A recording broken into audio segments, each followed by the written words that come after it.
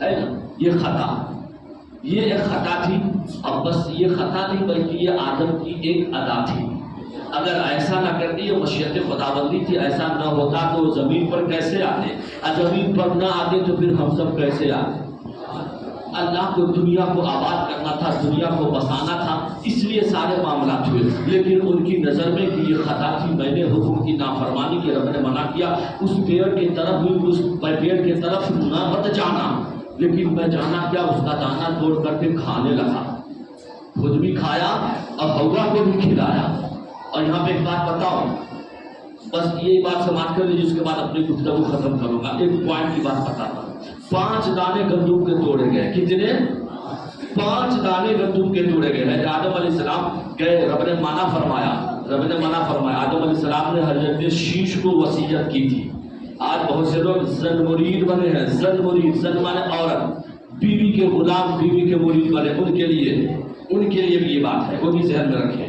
آدم علیہ السلام نے وصال کے وقت ہے شیش علیہ السلام جو آپ کے ساتھ جاتے اور دوسرے نبی، دوسرے پیغمبر ہیں، ان سے کہا بیٹا میری چند باتیں وصیت کر لے، نصیحت ہے، اسے سمجھ لو، اس پہ عمل کرنا. جہاں آپ نے دین کے متعلق، شریعت کے متعلق، وحدانیت کے متعلق جو بھی وصیت تھی وہ ساری وصیت کی. اس کے بعد آپ نے کہا بیٹا عورتوں کی بات میں کبھی مت آنا، عورت کی بات میں کبھی مت آنا.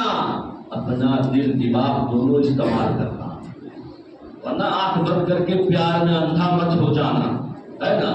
یہ جملہ میں اپنی طرف سے کہہ رہا ہوں، پیار میں اندھا مت ہو جانا. آج جیسے اندھے ہو جاتے ہیں، بیوی سے محبت میں اندھے گئے، ماں کیا ہے باپ کیا ہے کسی کو کچھ پتا ہی نہیں، لے شروع لے گالی گلوچ لے، بھاگ نکل، ادھر جا ادھر جا، گھر میں بیٹھا کھاتا ہے، کھاتی ہے ڈر ڈر پڑ کرتی رہتی ہے وغیرہ وغیرہ. وقت نہیں میں اس باتوں پہ گفتگو. علیہ السلام نے فرمایا عورتوں کی باتوں میں مت آنا، کیونکہ میں جنت میں حوا کی باتوں میں آ کر جا کر گندم کا 5 پھل توڑا تھا. حوا کی باتوں میں، کیونکہ حضرت حوا کی ضد تھی کہ مجھے اس پیڑ کا پھل چاہیے، آپ جائیں لے کر. حضرت حوا کو ورگلایا کس نے تھا؟ شیطان نے.